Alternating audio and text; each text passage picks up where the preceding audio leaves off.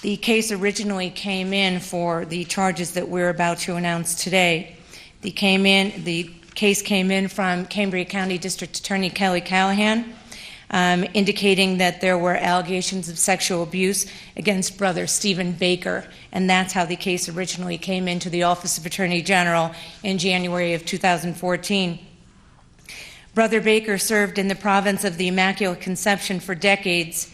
He was in Minnesota in 73 to 78, Ohio in 77, Michigan in 82, again back in Ohio until 85, and then he was reassigned to the Hollidaysburg Monastery here in Pennsylvania in 1992. Thereafter, he was assigned to Bishop McCourt High School until the year 2000. After 2000, Baker regularly returned to the school to participate in school activities. During Baker's years at McCourt, he taught religion and aided in the sports program as a trainer. While there, the grand jury heard evidence that Baker molested over 100 children during his time in the Johnstown area. Many of Baker's victims were students at Bishop McCourt High School. January 26th of 2013, Brother Baker committed suicide. The 37th Investigating Statewide Grand Jury initiated the investigation of the Diocese of Altoona Johnstown, the Johnstown Police Department, and Bishop McCourt High School, as I said, in April of 2014. The grand jury has identified significant criminal wrongdoing on the part of Giles Shinelli, Robert D'Aversa, and Anthony Criscitelli. All are members of the Franciscan Friars, Third Order Regulars, Province of the Immaculate Conception, based in Hollidaysburg, Blair County, Pennsylvania. The grand jury has identified these persons as having criminal responsibility and intent in conspiracy to endanger the welfare of children. The grand jury found that these individuals, while serving as ministers provincial, and thereafter did endanger the welfare of hundreds of children by placing and/or permitting Brother Baker to have contact with children and the public as a part of his ministry. These individuals knew that Brother Baker was a child predator and that Baker had faced allegations of child molestation in 1988 and again in 2000. These individuals did not report this knowledge to police. Shinelli, D'Aversa, and Criscitelli engaged in efforts to protect the image and reputation of the Franciscan Friars rather than act in the best interest of the children that they served in the organization to whom they owed a duty of care. Yesterday, agents and prosecutors from the Office of Attorney General filed criminal charges against these three individuals for conspiracy to endanger the welfare of children and endangering the welfare of children, both felony threes. It is alleged in the charges that Shinelli did assign Brother Baker to serve at Bishop McCourt High School in Johnstown, Cambria County. While at that location, Brother Baker engaged in the sexual abuse of numerous children. It is alleged that Shinelli was aware of the child abuse against Baker as early as 1988. It's alleged that Shinelli was aware of a recommendation that made that Baker was not permitted to have one-on-one contact with children, and he not be permitted overnight visits with children since 1991. After being aware of such recommendations, Shinelli then assigned Baker to Bishop McCourt High School. It is alleged that D'Aversa was aware of Brother Baker's alleged sexual interest in children and permitted him to continue to minister at Bishop McCourt. D'Aversa became aware of what he deemed another credible allegation of sexual abuse in 2000 and then, and only then, removed Baker from McCourt. D'Aversa then assigned Baker to act as the vocations director of his own religious order. In his capacity, Baker traveled as a friar engaged in contact with children. And when he returned to Bishop McCourt, he then sexually abused additional children. D'Aversa did not inform authorities at Bishop McCourt or law enforcement of the allegations. It is alleged that Crisatelli did permit Brother Stephen Baker to continue his interaction with the public in his capacity as friar. Crisatelli, knowing Baker was subject to safety plans, failed to enforce those safety plans and let Baker work at a public shopping mall, engaged with the public at festivals held on monastery grounds, and other similar conduct. The grand jury could not find evidence that the Diocese of Altoona Johnstown had knowledge that Brother Stephen Baker was an alleged child predator while assigned to Bishop McCourt High School. The grand jury could not find conclusive evidence that the Bishop McCourt administrators were aware of Brother Baker's history or of his sexually abusive conduct. The grand jury could also not find conclusive evidence that the Johnstown police engaged in any criminal wrongdoing. However, on professional conduct on the part of this law enforcement, it does not appear that the officials engaged in any criminal conduct.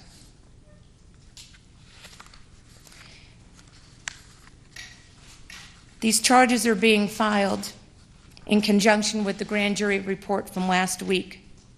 We cannot stress enough the importance of holding those accountable, no matter how long. The statute of limitations for endangering the welfare of children has not run on these individuals, although the failure to report charge has. We want to note that the hotline is still in effect, and we have received to this date almost 215 allegations of sexual abuse from witnesses, from children who are now in their senior citizens.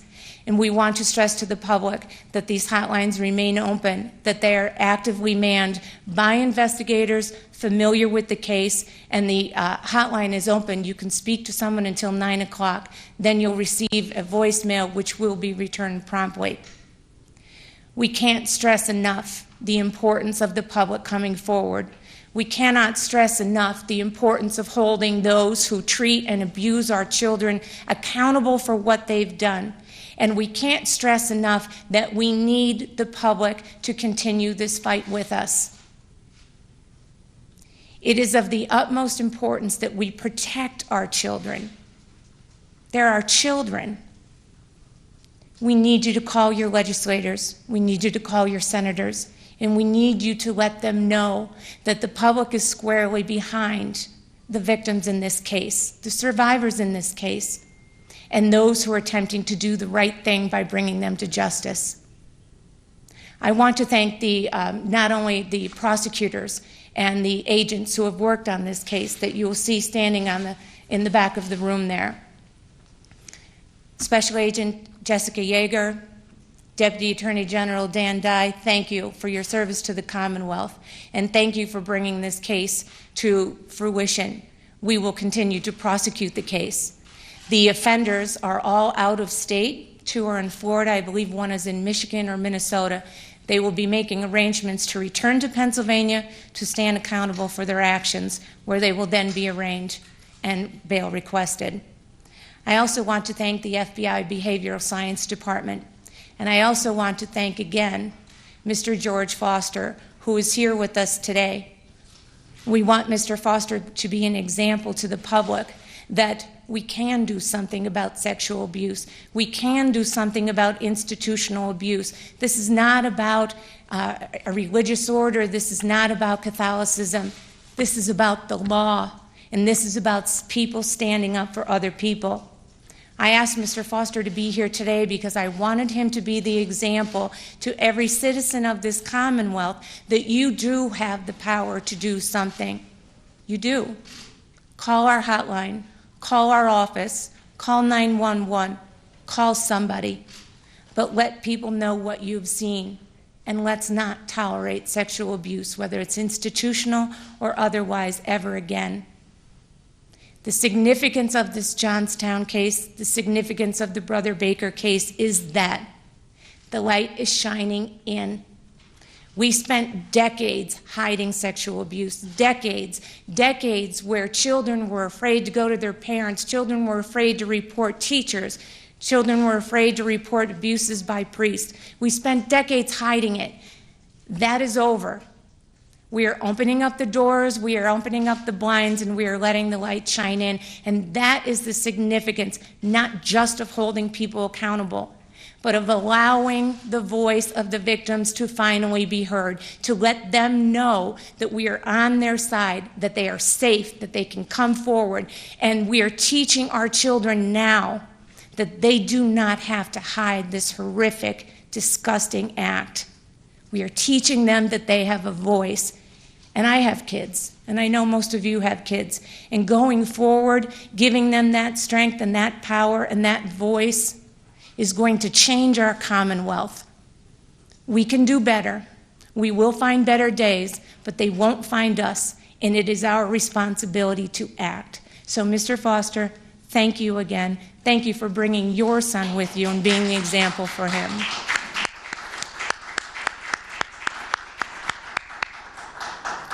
And my special thanks to everyone here, particularly to the news media. You bring the message to the people. You let them know that there are people out there who can do something about their troubles. You bring that message to the public, and we appreciate that very much. We appreciate that partnership.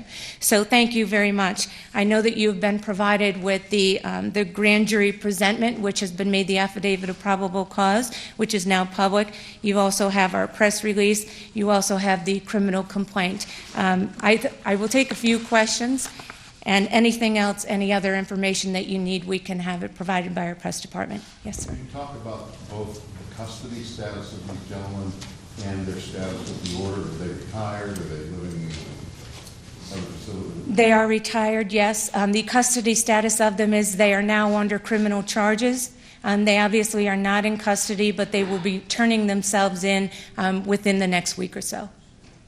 General Kane, what's the maximum sentence that they face potentially if convicted?